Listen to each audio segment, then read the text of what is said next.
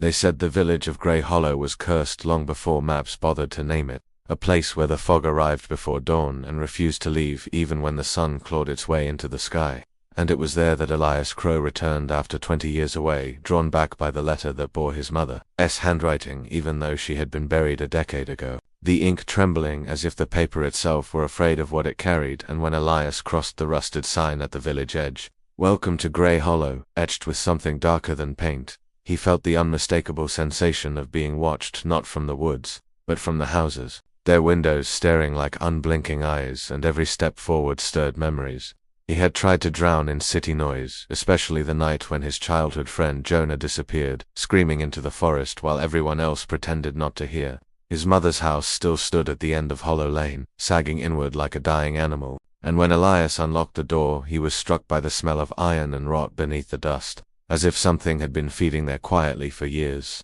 And on the kitchen table lay a second letter, freshly written, that read only, "It's wearing me now," and before he could question the impossible handwriting, footsteps creaked above him, though the house was supposed to be empty, and when he called out, his voice echoed back wrong-stretched as if the walls were tasting it, and he saw her mother standing at the top of the stairs, her face perfect, too perfect, skin smooth like wax, pulled tight over bone, smiling in a way that never touched her eyes. And she spoke his name with the exact tone she used when he was a boy. Yet something beneath her skin shifted, crawling, reshaping, and when Elias took a step closer, he noticed her shadow moved a fraction of a second too late, as if unsure how to imitate her, and suddenly the lights went out, and the house breathed, yes breathed, with groaning like lungs filling with air, and from the darkness came a wet, peeling sound, followed by a voice that wasn't hers, whispering, "Do you like the fit?" And Elias ran, bursting out into the fog-choked street where the village bells began ringing though no one pulled the ropes, each toll matching his heartbeat, and the villagers emerged one by one, smiling kindly, warmly,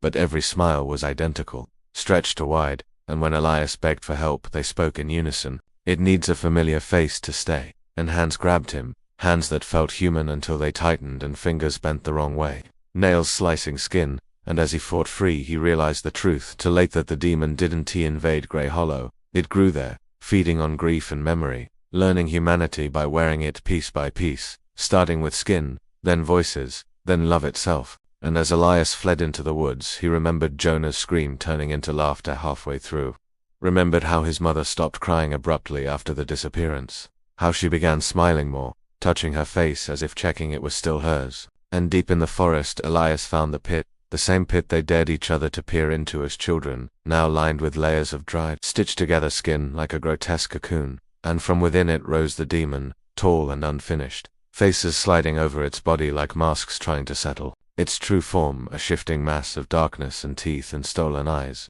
and it spoke in Jonah's voice, then his mother's, then his own, telling him it only wanted to be real, to be loved. And when Elias realized it could not leave the village without wearing someone who truly belonged there, he understood why the letter had been sent, why his mother's skin had started to crack, and as dawn threatened to break the fog, Elias stepped forward, willingly embracing the creature as it wrapped itself around him, cold and burning at once, peeling his skin with reverent slowness, and the villagers watched silently as Elias Crow smiled at them for the first time in 20 years. Waving kindly as the sun finally rose over Grey Hollow, while beneath that borrowed skin something ancient and hungry whispered in satisfaction, because demons do not conquer with fire or claws, they survive by becoming what we trust most. And somewhere deep inside the new Elias, a single human thought screamed endlessly, trapped behind eyes that would never again belong to him.